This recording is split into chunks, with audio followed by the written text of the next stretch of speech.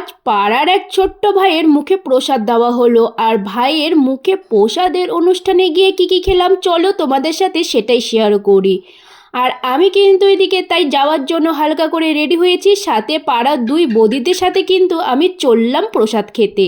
গিয়ে দেখি এখানে তো কীর্তন শেষ হয়ে গেছে আর ভাইয়ের কিন্তু মুখে প্রসাদও দেওয়া হয়ে গেছে। আর এই ছিল সেই ছোট্ট ভাই।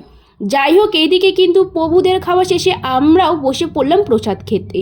সবার প্রথমে দিয়েছিল হিঙের কুচুরি, সাথে ছিল কাবুলি চানার ঘুগনি, যেটা খেতে এতটাই টেস্টি হয়েছিল মনে হচ্ছিল যেন অন্নপ্রসাদ না খেয়ে সেই হিঙের কুচুরিটাই খাই।